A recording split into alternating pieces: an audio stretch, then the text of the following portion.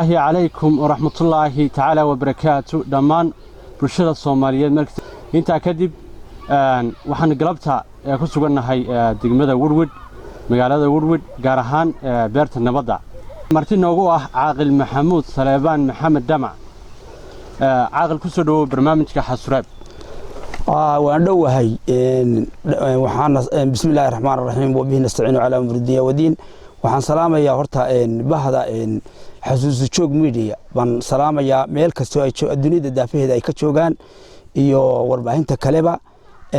وانا دوحي aad iyo aad u mahadsan tahay Caaqil Maxamuud Saleebaan Maxamed Damac waxaynu guda galaynaa barnaamijkeennii ugu magac darnay barnaamijka Xasuusraab goorma ayaa la aasaasay magaalada Woodwood bismillaahir rahmaanir rahiim taariikhda sida aan ku hayno Woodwood waxa la aasaasay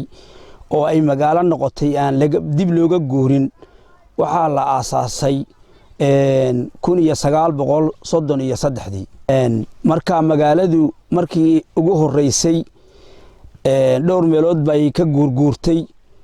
meelaha ay ka guurtay waxa kamid ah halkan aan hadda beertan aan joogno dooxada yar ay ku taalo ayaa markii ugu horeysay laga dhigay magaalada oo dhir fara badan oo dharkayn iyo qurac iyo dhir badan lahayd halkaas markii ugu horeysay magaaladu ay ka asaasantay dabadeedna mar dambe ayay waxay noqotay meeshii Seven Barwaaqo waxay noqotay meeshii biyo mareen oo meel dooxa oo biyo ku soo rogmadaan bay noqotay dabadeedna waxa loo raray hal meel taag ah oo ku dhow oo ay hadeer ka dhisan yihiin iskuulada degmada iyo MCH ka degmada waxyaalo ay kamid yihiin iyo waxyaalo dhismayaal kale oo maartay dadweynuhu leeyihiin ay ka dhisan yihiin oo taaga baa loo raray taagaas ayay in badan ay taalay marka oo in badan ay ahayd dabadeedna markii dambe marka iyadoo taaga ah magaalada oo meel rawax ah oo banaan oo aad u wanaagsan ku taal magaaladuna in badan marka meesha ay ahayd way gubatay marka meesha magaalada waxa magaaleeyay oo dadkii dadweynihii deganaa ku soo kordhay niman ka yimi magaalooyinka berbere iyo oo ilbaxa oo ay kamid ahaayeen niman caraba iyo niman habara wala oo baycusteriya oo kamid ahaa in Xaaji Ibrahim Cigaal oo kamid ahaa nimanka iyo carabtii joogtay xitaa gabdha ayaa la siiyay marka qaar baa gabdha ku guursaday magaaladaas nimanka oo ilbaxa ayaa magaaleeyay dadkii dadweynihiina uu deganaa kale ee meesha dhulka deegaanka u ahaa marka waxa laga iibsan jiray magaalada hargaha iyo xoolaha iyo subaga iyo midhaha iyo waxyaalahaas laga iibsan jiray berbera la geyn jiray marka burco xitaa magaalo weyn may ahayn dabeedna markii dambe magaaladii way gubatay marka nin yamaniyaho dadka Soomaaliyeed oo berbera jooga baaliya safarkan xaguu ka yimi markuu berbera la geeyo safar marsaa Woodwood marka dabeedna Woodwood baaliya maalintii dambe wariyaha magaaladii Woodwood way gubatay wuxuu yiri waar Woodwood halaha dhabu yiri ninkii carabka Woodwood halaha dhabu yiri markii ay magaaladu ay gubatay ayaa haddana waxay u guurtay meel balliga magaca la baxay markaan halka ku noqdo waxay u guurtay magaaladu balliga xaqiisa bariga ayay u guurtay koonfur bari ayay u guurtay halkaas ay haddana in badan taalay marka waxa meesha taariikhdeeda waxa kamid ah oo ay caan ku tahay waa meel qurux badan oo dhulka maartay deegaanada aad u quruxda badan sababtuna waxa weeye quruxdeeda ay dhulka kale dheer tahay dhinaca waqooyiga ayaa waxa kaga dhow buuro gaagaaban iyo kuwa dhaadheer dabeedna balliga oo magaca la baxay markii hore magaalada ay ku magacaaban tahay hadeer balliga ayaa magaca la baxay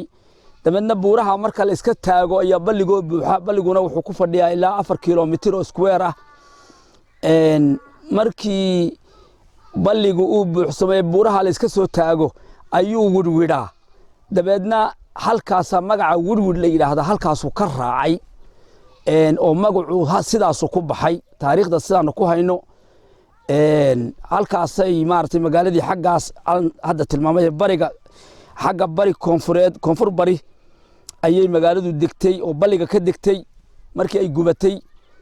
markii horena galbeed bay ka taalay xagga galbeed buu ahaa rawaxa ay taalay iyo banaanku waa meesha magaaladu hadeerto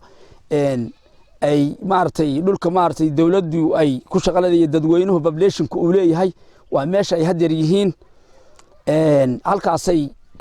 markii gubatay ka guurtay halkaas ay ugu guurtay markaas waa markii saddexaad ee magaaladu ay degto meel magaaladu halkaas ayay magaalooyin badan dad ka yimi ay u yimaadeen dabadna waxay noqotay meel camiran meesha marka balligu halka haddaan ku noqdo balligu wuxuu leeyahay ceelashaasi waxa weeyaan ceelal dhaadheer waxa weeye loo yaqaan ceelasha laaska waxay ceelasha dhererkoodu gaadhaa 24 mitir ilaa 26 mitir qaarkood marka balligu uu buuxsamo waxa weeyaan ceelasha qaarkood ma go'aan habeen iyo maalinba hadii la cabo marka balligu go'o habeen iyo maalinba hadii la cabo oo ay inta aan xarig laga bixin ma go'aan hase ahaatee marka uu dayriyo gu isku xiga oo balliga aan biyo gelin biyihiisu way yaraadaan waxay noqdaan biyo yar oo kooban oo tirsan oo ariga iyo wixii jilicsan iyo dhaanka iyo waxa uu maartay deeqa kadib ceelashii markay saa noqdeen magaaladii oo halkaasa oo ceelashaas ay biyo u yihiin ayaa waxay noqotay meel ay ku dhow ama jeeke ama duur hadba Soomaalidu siday u taqaano qolabaadii afka siba u isticmaasha waa meel ay oo dhir badan ayay ku dhaway dabadna Ingiriiskii oo marka wadanka xukumay wuxuu yiri marka meesha tan kama kantarooli kartid dadka imanaya xagga nabadgelyada iyo maartay xagga ijtimaacigaba dabeedna wuxuu u soo raray markii hore meeshay ka gubatay magaaladu meel ku dhow oo isla rawixi budib ugu soo raray oo meel banaan oo istiraatiiji ah maartay ku wacan magaalada wuxuu sameeyay marka Ingiriisku inuu yiraahdo daar baa laga dhisay meesha ma jiro guriyihii hore ee marshaalishada ahaa iyo waxaas ba jiraan halkan daaraa laga dhisaya daarihii ayaa sida looga dhisay isaga toon balaynka iska lahaa dawladda Ingiriiska iska lahayd waa la dhisay markii afraad bay barka halka u soo guurtay halkaasayna hadeerto wali ku nagidahay iyada oo u kala baxday meel hareeraha meeshii magaalada laga aasaasay hareeraheeda ayay aad ugu kala baxday waxay ugu yar tahay oo magaalada ugu yartay dhinacan waqooyiga ee dooxadii markii ugu horeysay laga aasaasay oo dooxa ayay ugu gaabanta inta kale si aad bay uga fiday magaalada sidaasay ku degtay waxaad moodaa 87 sanadood imika inay tahay taariikhda ay magaaladu ay tahay marnaba guurin inay tahay waxyaalaha caanka ku tahay waxa kamid markii la qaatay calanka 60kii doorashadii ugu horeysay ee la doortay baarlamaankii ugu horeeyay ee waqooyiga Soomaaliya 3 seejo ayaa laga doortay waxay ahayd 3 ka mid kamida bay iyadoo ahayd oo dhulkii wax laga doortay bay ahayd ee foodka laga galay waxaana ka soo baxay Cabdalla Xaaji Faarax mudane Cabdalla Xaaji Faarax baa ka soo baxay Allahu naxariistee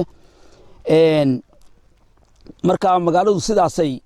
ay ahayd taariikhdeedu caaqil dawada halka aad ka socotaan barnaamijka waa xasuus joog media xaruntiisa Woodwood waxaan idin daadihinay doona barnaamijka anigoo Cabdiraxmaan Maxamed Saleeman Cabdiraxmaan Bilshaawi